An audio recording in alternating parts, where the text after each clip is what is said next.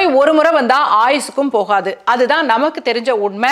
ஆனா இந்த உண்மையை உடைச்சு எரிஞ்சிருக்குது ஒரு நாடு. கிட்டத்தட்ட 25 வருஷமா இன்சுலின் ஊசி போட்டுக்கிட்டு இருந்த ஒருத்தர் இப்போ எந்த விதமான மருந்தும் இல்லாம சர்க்கரை நோயும் இல்லாம இருக்காரு. எப்படின்னு கேக்குறீங்களா? இந்த அதிசயம் எங்க நடந்துச்சுன்னு கேக்குறீங்களா? சீனாவில தான் நடந்திருக்கு. இது ஒரு மருத்துவ அதிசயமா இல்ல மருந்து நிறுவனங்களுக்கு வைக்கப்பட்ட வேட்டா? நிறைய விவாதங்கள் எழுந்திருக்குது.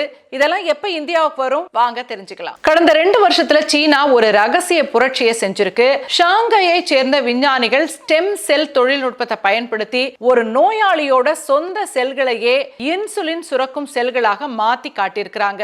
வெறும் 30 நிமிட சிகிச்சை தான்.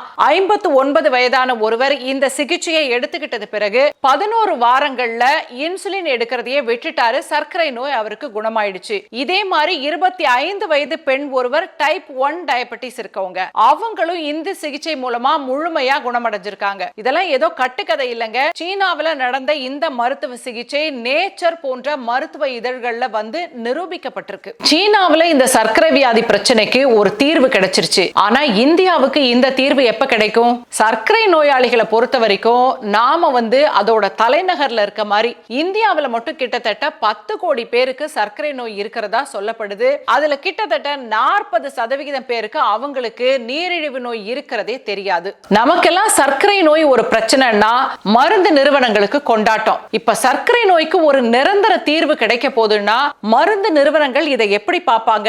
இந்தியாவுக்குள்ள இந்த சிகிச்சை முறையை வர விடுவாங்களா? இங்கதான் ஒரு பெரிய அரசியல் ஒளிஞ்சிருக்கு. இந்தியாவோட ஆன்டி டயபெட்டிக் மருந்து சந்தையோட மதிப்பு மட்டும் கிட்டத்தட்ட 22,000 கோடி ரூபாய். ஒவ்வொரு வருஷமும் இது 10% மேல வளர்ந்துகிட்டே இருக்கு. பெரிய பார்மா கம்பெனிகளுக்கு நீங்க குணமடையறதை விட நோயாளிகளா இருக்கிறது தான் ரொம்ப பிடிக்கும். ஒரு நோயாளி ஒரு நாளைக்கு ஒரு மாத்திரை சாப்பிட்டா கூட கோடிக்கணக்கான நோயாளிகள் மூலமா அந்த நிறுவனங்களுக்கு கிடைக்கக்கூடிய லாபம் கற்பனை செய்ய முடியாத அளவுக்கு பெருசு. வெறும் 30 நிமிடத்துல சீனா செய்யக்கூடிய இந்த ஒன் டைம் கியூர்னால பார்மா நிறுவனங்களுக்கு எவ்வளவு பெரிய லாஸ் பாருங்க. கிட்டத்தட்ட 22,000 கோடி ரூபாய். சீனாவோட இந்த தொழில்நுட்பம் இப்பதான் சோதனை ரீதியா வெற்றி பெற்றிருக்கு. ஒருவேளை இதன் மூலம் எல்லாரும் குணமடையும் என்ற ஒரு நிலை வந்தால் இது இந்தியாவுக்குள்ள வருமா? இந்த சந்தேகம் நிறைய பேருக்கு இருக்கும். ஏன்னா மருந்து நிறுவனங்களுக்கு மிகப்பெரிய அளவுல நஷ்டம் ஆயிடுமே, உள்ள வர விடுவாங்களா அப்படின்ற கேள்வி உங்களுக்கு இருக்கலாம். உங்களுக்கு இந்த சீனாவோட புதிய மருத்துவ கண்டுபிடிப்பு பற்றி என்ன தோணுது? உங்க குடும்பத்துல நீரிழிவு நோயாளிகள், சர்க்கரை நோயாளிகள் இருக்காங்களா?